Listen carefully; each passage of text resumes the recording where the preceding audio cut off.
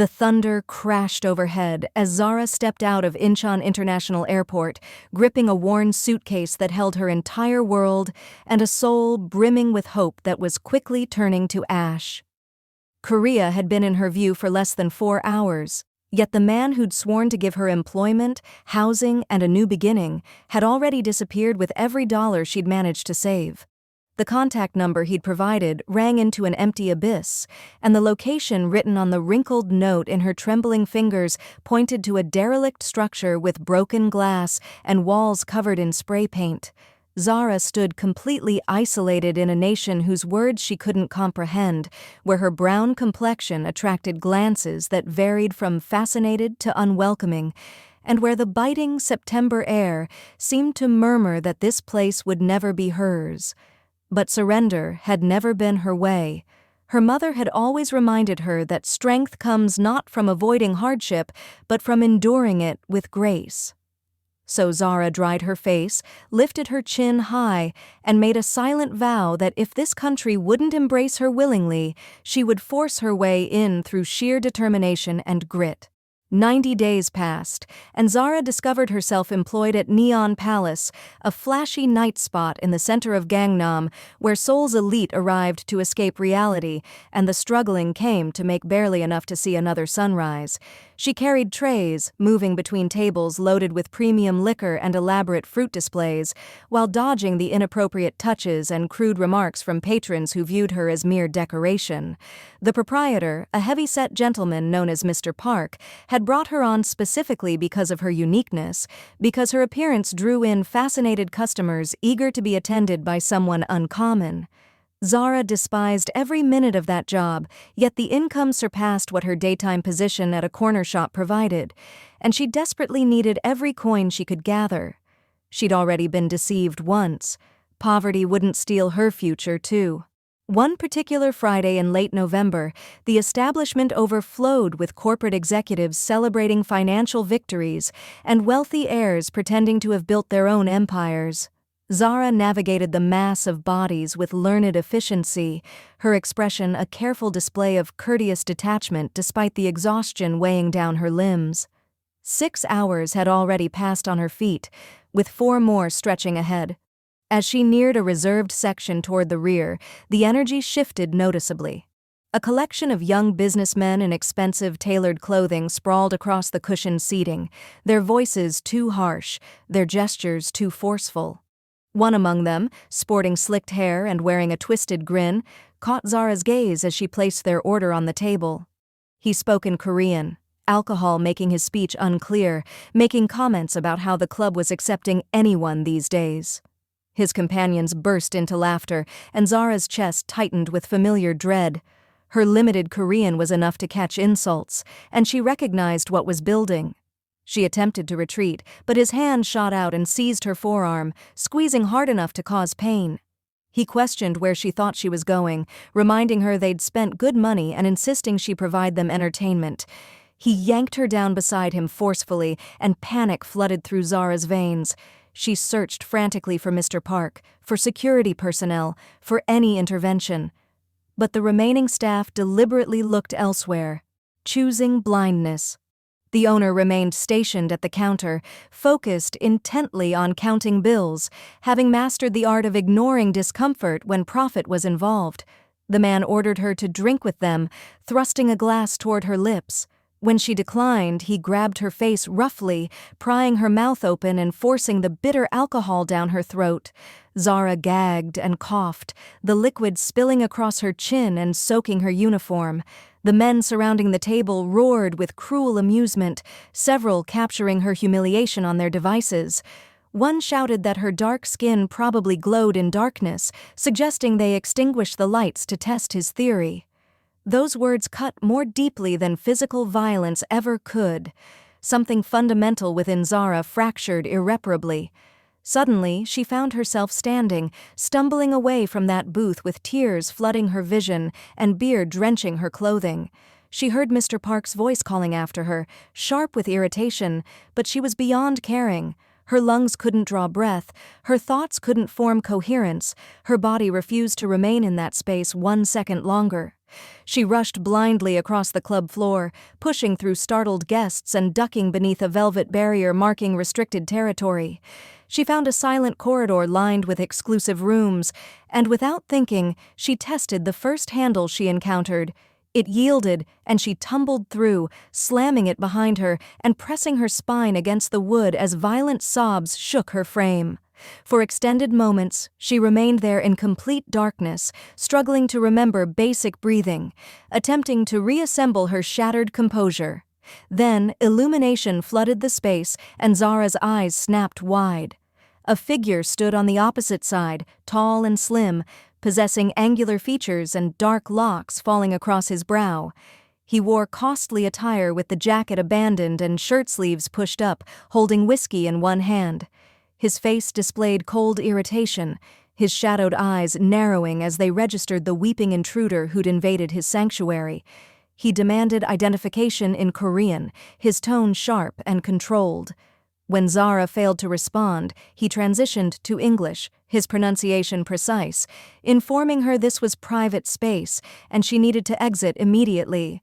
But Zara's legs had turned liquid, the room spinning in ways unrelated to the alcohol forced upon her.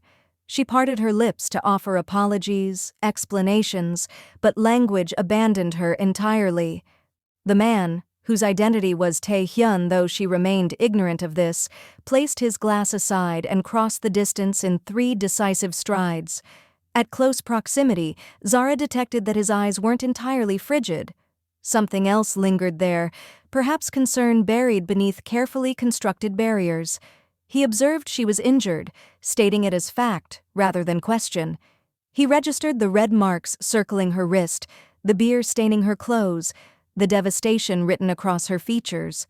What transpired next would alter both their existences permanently, though neither could have predicted it in that instant. Zara, functioning on instinct and desperation, and the inexplicable security she sensed in this stranger's presence, reached upward and drew his face to meet hers. She kissed him with all the anguish and terror and isolation that had accumulated inside her since departing that airplane, and Tae-hyun, stunned and perhaps somewhat intoxicated himself, returned her kiss. It began as escape, a method to experience something beyond worthlessness, but transformed into something deeper as hours progressed. They exchanged minimal words, communicating instead through physical contact and breathless sounds and the universal dialect of 2 damaged souls seeking solace in each other's embrace. When morning arrived, and Zara woke tangled in expensive sheets with sunlight pouring through expansive windows, Tae-hyun had already vanished. She discovered her clothing neatly arranged on furniture and an envelope containing sufficient money for 3 months' housing, but no message, no contact information, no suggestion the night had signified anything beyond a momentary exchange. 14 days later, Zara walked through the transparent entrance of Apex Industries in central Seoul, her pulse racing with equal parts excitement and disbelief. She'd submitted an application for a junior role in their global communications division impulsively, never anticipating an interview invitation, much less an actual position. This was the opportunity she'd been desperately seeking, a chance to abandon the humiliation of Neon Palace and construct the existence she'd envisioned on that extended flight from Accra. The compensation was generous, the benefits were comprehensive. And for the first occasion since touching Korean soil, Zara sensed that perhaps, just perhaps, fortune was finally turning her direction. Her optimism survived precisely until the instant she met her department head and discovered herself staring into the cold, shadowed eyes of the man from that exclusive room. Tae-hyun's expression remained unchanged as he regarded her. No spark of recognition, no trace of warmth. He merely nodded curtly and stated his expectation of excellence from his division, warning her not to disappoint him. Functioning under Tae-hyun's supervision felt like navigating explosive territory without sight. He was exacting and harsh, swift to highlight errors, and reluctant to acknowledge success. But what wounded Zara most profoundly was how he looked past her, as though that encounter had never occurred, as though she was merely another worker and not someone whose form he'd explored intimately. She instructed herself it was irrelevant, that gratitude was appropriate for him not creating awkwardness by acknowledging their liaison. Yet during late hours, isolated in her cramped studio space, she couldn't suppress feeling exploited and abandoned. The remaining staff at Apex weren't substantially better. They maintained politeness to her directly but whispered behind her presence, questioning her qualifications, suggesting she'd traded favors for her position. The irony wasn't lost on Zara. She labored twice as intensely as anyone else, remained after standard hours nightly, and generated outcomes even Taehyun couldn't criticize. But effort was never sufficient to alter their perceptions. To them, she would perpetually be the black woman who didn't fit.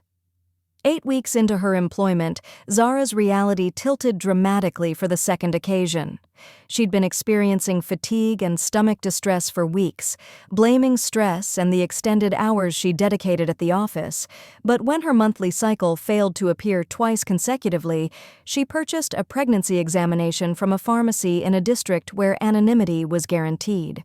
She took it in a public facility, her hands trembling so severely she could barely interpret the outcome. 2 colored lines appeared, confirming pregnancy.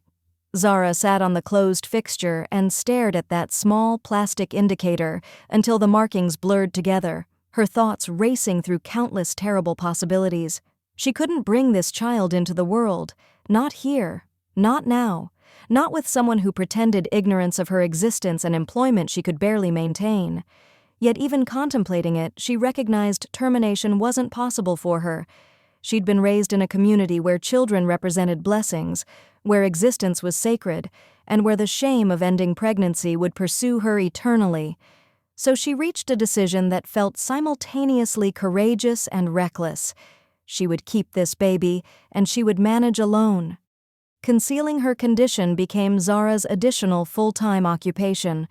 She wore baggier garments, claimed digestive issues when colleagues remarked on her changing figure, and scheduled medical visits during early morning hours before work commenced. Taehyun, fortunately, remained too absorbed in his personal world to notice. But something peculiar began occurring around Zara's 4th pregnancy month. Taehyun's behavior toward her started shifting. It commenced with minor things. He stopped at her workspace to praise a pitch she'd delivered. He protected her contributions when a coworker attempted claiming credit for her concepts. He even smiled once when she made a humorous comment during a group session. Zara couldn't decipher his motivation. Was he finally perceiving her as human? Did he somehow sense their connection, even lacking conscious recollection? Or was this merely another psychological game in a metropolis overflowing with them? The reality was that Taehyun had been observing Zara for months, though he'd have perished before confessing it. Something about her disturbed him, a persistent sensation of recognition he couldn't identify. He had substantial memory gaps from that life period, excessive late nights consuming alcohol to numb stress and isolation. And occasionally, when he looked at Zara, he sensed an echo of something significant, something lost. But beyond that, he found himself genuinely impressed by her performance. She was intelligent and inventive, introducing fresh angles to projects that had grown stagnant. She worked with hunger that reminded him of himself before cynicism and familial expectations had diminished his drive, and she was beautiful in ways that created an ache, though he struggled not to acknowledge it. Taehyun had been raised in an environment of rigid hierarchies and meticulously maintained facades. His mother, the imposing Mrs. Choi, had clarified from youth that he was expected to marry someone suitable, someone from their social stratum, someone Korean. The concept of feeling anything for Zara was not merely inappropriate, it was inconceivable. Yet he couldn't stop contemplating her. The admission arrived on a stormy evening in late spring when most staff had already departed. Zara was working late on a crucial pitch, her 5-month belly barely hidden beneath an oversized sweater when Taehyun appeared at her workspace with 2 coffee cups. He instructed her to take a break, leaving no room for negotiation.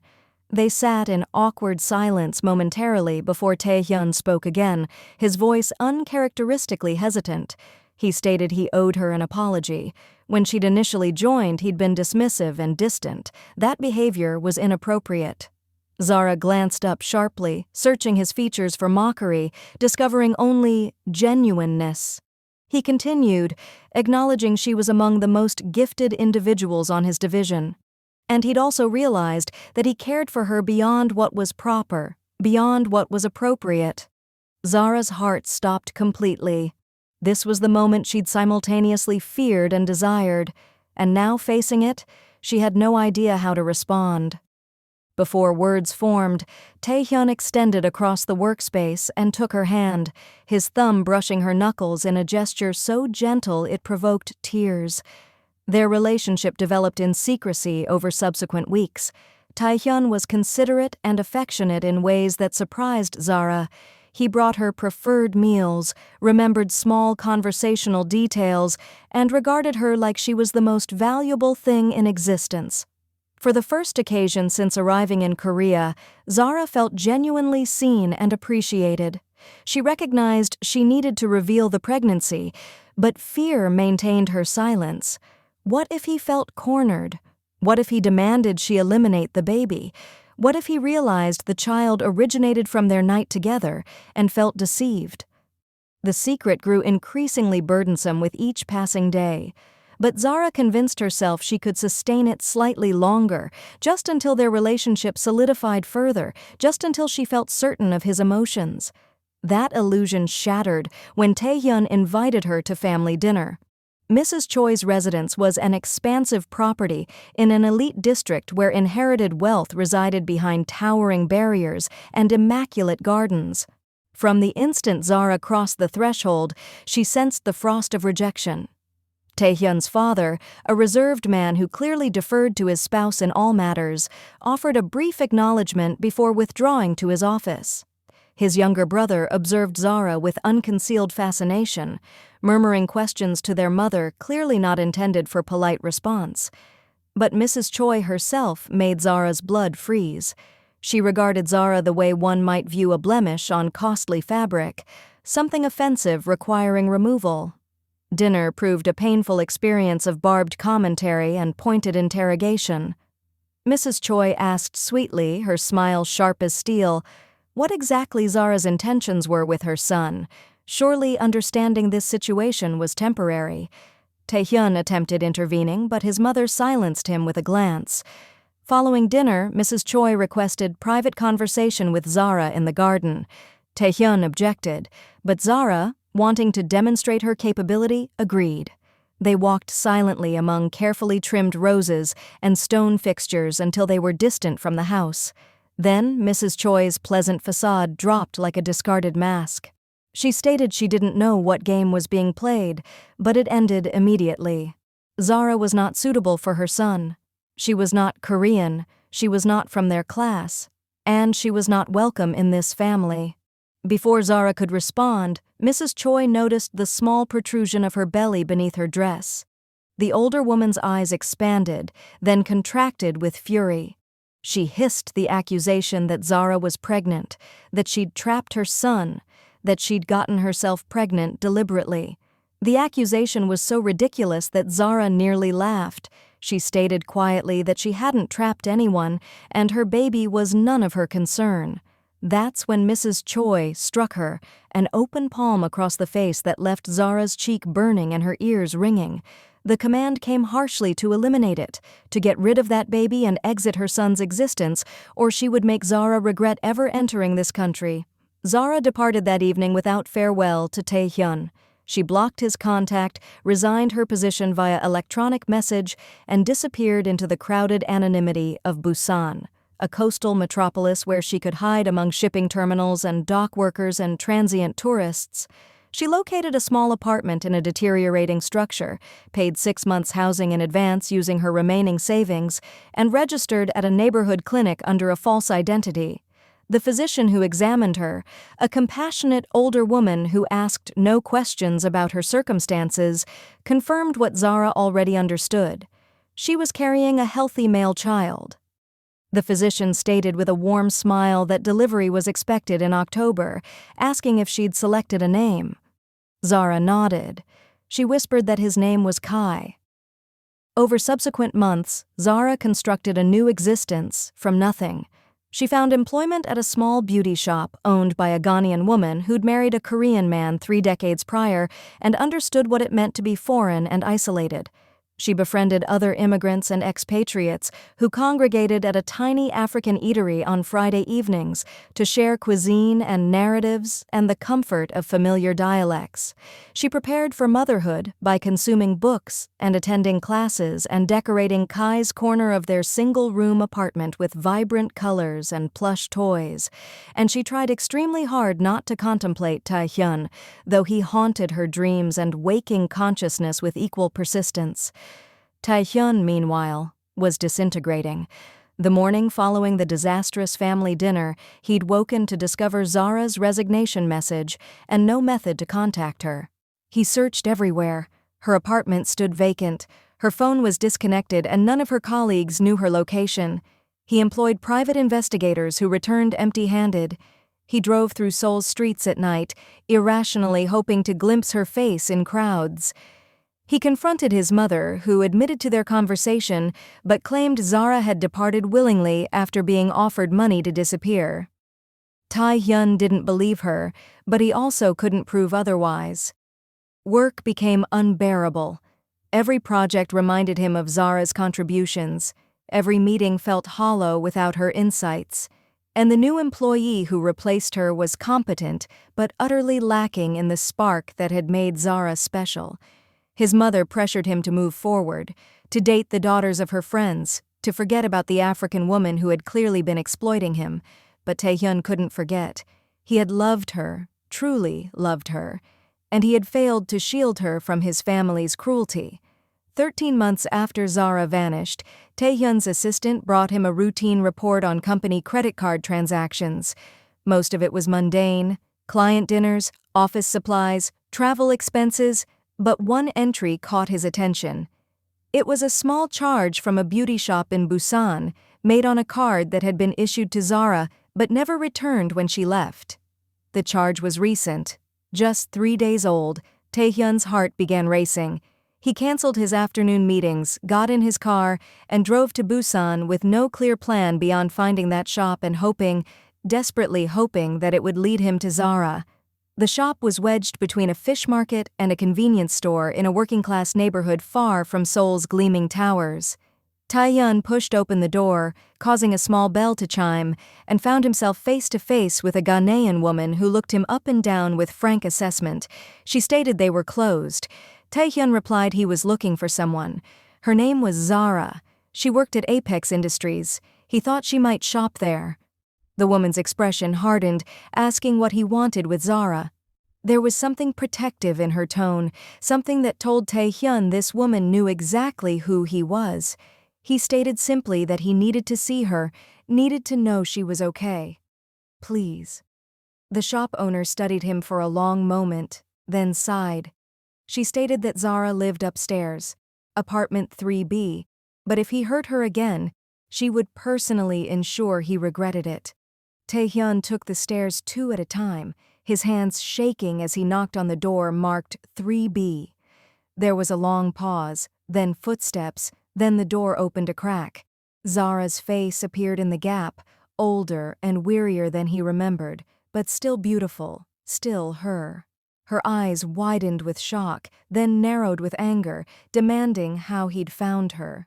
Tae-hyun stated it didn't matter, asking her to let him explain, let him apologize for his mother, for not protecting her. That's when he heard it. An infant's cry from somewhere inside the apartment. Zara's face went pale and she tried to close the door, but Tae-hyun was faster. He pushed it open gently but firmly and stepped inside. The apartment was tiny but clean and bright, filled with mismatched furniture and colorful decorations, and there, in a crib by the window, was a baby boy with golden brown skin and a head full of dark curls. Tae-hyun's brain performed the calculation instantly. He looked at Zara, then at the baby, then back at Zara. He stated it as fact, not question, that the child was his. Zara's shoulders slumped in defeat. She whispered yes, that his name was Kai. And before he asked, She left because his mother made it crystal clear they would never be welcome, and she refused to raise her son in an environment where he'd be treated like a mistake. What followed was weeks of careful negotiation and tentative trust-building. Taehyun came to Busan every evening after work, bringing food and diapers and toys, sitting on Zara's worn couch and learning how to hold his son without fear of dropping him.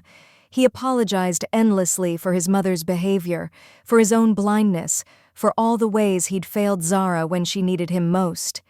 He promised things would be different, that he'd stand up to his family, that he'd protect them both. Zara wanted to believe him, but trust, once broken, is not easily repaired. She let him into her apartment but kept him at arm's length emotionally, unwilling to risk her heart or her son's stability on promises that might evaporate under pressure. She told him one night as Kai slept between them that she didn't need him to save her, that she'd been doing just fine on her own. What she needed was to know that he wouldn't abandon them the moment things got difficult, because they would get difficult. His family would never accept her, and Korean society wasn't exactly welcoming to women like her or children like Kai. Taehyun proved his commitment in ways both large and small. He established a trust fund for Kai, ensured Zara had proper health insurance and legal residency, and spent every free moment he had with his new family. But the real test came 6 months later when his mother discovered the truth. Mrs. Choi had hired her own investigators, and they had done what Taehyun's had failed to do. They found Zara. The confrontation happened at Apex Industries during a major gala event celebrating the company's 20th anniversary. Zara had reluctantly agreed to attend as Taehyun's guest, wearing a borrowed dress and feeling desperately out of place among the champagne and designer gowns. Mrs. Choi cornered her in the ladies' room with 2 of her society friends as backup. Mrs. Choi hissed that she had some nerve showing her face there, asking if she really thought she could trap her son with a baby, if she thought she'd just accept this humiliation. Zara, who had grown a spine of steel over the past months, straightened to her full height and looked Mrs. Choi directly in the eye. She stated calmly that she didn't trap anyone, and she didn't need her acceptance. Her son loved her, and he loved his child, and nothing she said or did would change that. She could either be part of Kai's life and treat them with respect, or she could stay away. But she would not allow herself to be abused anymore. The real turning point came an hour later when Taehyun took the stage to give a speech about innovation and the future. Instead of the corporate platitudes everyone expected, he spoke from the heart. He stated he'd learned something important this year, that the things they're taught to value, status, appearances, tradition, mean nothing compared to the things that actually matter. Love, family, and the courage to stand up for what's right, even when it's difficult. He also stated he was going to be a father. A ripple of shock went through the crowd. Taehyun's mother stood frozen near the bar, her face white with rage, but Taehyun continued undeterred. The mother of his child was an extraordinary woman who came to this country with nothing and built a life through sheer determination and brilliance. She faced discrimination and hardship and betrayal, including from people who should have protected her. And despite all of that, she remained kind and strong and hopeful. He was proud to call her his partner, and he was proud to call their son his. Anyone who had a problem with that was welcome to leave his life. The silence that followed was deafening. Then slowly applause began, first from the younger employees who had worked with Zara and respected her, then spreading through the crowd until the ballroom thundered with it. Mrs. Choi left without a word, her friends trailing behind her like a retreating army. The aftermath was messy. Some business partners distanced themselves from Taehyun, uncomfortable with his choice of partner. Korean media outlets ran stories dissecting his relationship, some supportive, others cruelly mocking. His father called to say he was disappointed but would try to understand. His brother, surprisingly, reached out to Zara and apologized for his behavior at that first dinner. He admitted over coffee in Busan that he'd been scared of their mother, still was sometimes, but what she and his brother had, it was brave, and he wanted to learn how to be brave too. Through it all, Zara held steady. She returned to work at Apex in a new role that utilized her talents without putting her under Taehyun's direct supervision. She moved into a larger apartment with Kai, close enough to Seoul for work but far enough to maintain some independence. And she started working on a dream that had been percolating for years, her own skincare line that blended West African botanical traditions with Korean beauty science. The brand, which she named Golden Bridge, launched a year later to unexpected acclaim. The products were excellent, genuinely excellent, but the story behind them was what captured public attention. Here was a woman who had overcome every obstacle imaginable to create something beautiful and meaningful, something that celebrated both her heritage and her adopted home. Sales exceeded projections within the first month. Magazine articles featured Zara as an example of Korea's changing face, a symbol of the country's evolution into a truly global society. Other women of color, both Korean and foreign, reached out to thank her for creating products that actually worked for their skin and for proving that they had a place in Korean beauty culture. The success was gratifying, but what mattered most to Zara was the sense of purpose it gave her. She was no longer defined by her relationship with Taehyun or her status as a foreigner. She was a businesswoman, a creator, someone who contributed value to the world.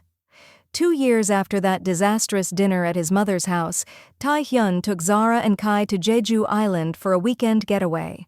They spent the days exploring volcanic beaches and tangerine groves, Kai toddling between them with the fearless enthusiasm of a 2-year-old. On their last evening, as the sun set over the ocean in brilliant shades of orange and purple, Taehyun got down on one knee in the sand. He stated he knew he didn't deserve her, pulling a ring from his pocket. He knew he'd failed her in the beginning, and he knew his family made her life hell, but he also knew that he loved her more than he thought it was possible to love another person. She'd made him better, braver, more honest.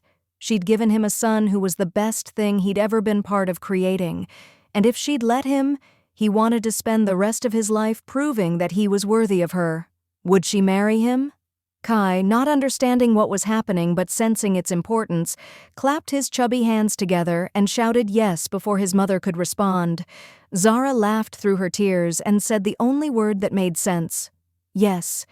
The wedding, held 6 months later in a garden venue that could accommodate both their vision and their budget, was a vibrant fusion of West African and Korean traditions.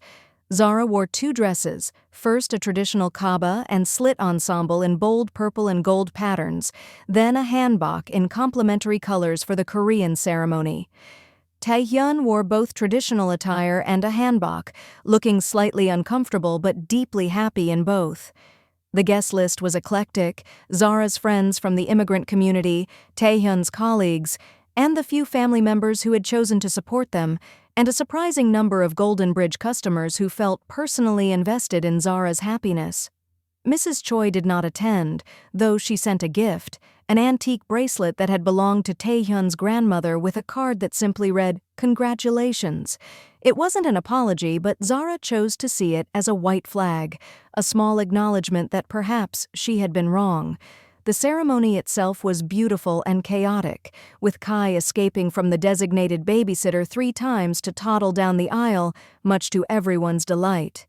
When the officiant asked if anyone objected, the 2-year-old shouted no so forcefully that the entire gathering dissolved into laughter. As Zara and Taehyun danced their first dance as husband and wife, moving slowly under strings of lights while their son played with the hem of Zara's dress, she thought about how far she'd come from that stormy night outside the airport. She thought about the woman who had been scammed and bullied and made to feel worthless, and she marveled at how that woman had refused to break. Every hardship, every moment of discrimination, every tear shed in despair had led to this: a family built on genuine love, a business that made her proud, a life that was authentically hers. Korea would never be easy for someone who looked like her. Zara knew that. There would always be stares and questions and people who viewed her presence as a problem to be solved rather than a life to be celebrated. But she had learned that she didn't need everyone's acceptance to be happy. She needed only her own strength, the love of people who truly saw her, and the courage to keep building the life she deserved, one day at a time. Taehyun pulled her closer, whispering words of love against her hair, and Kai tugged on both their hands, demanding to be lifted between them.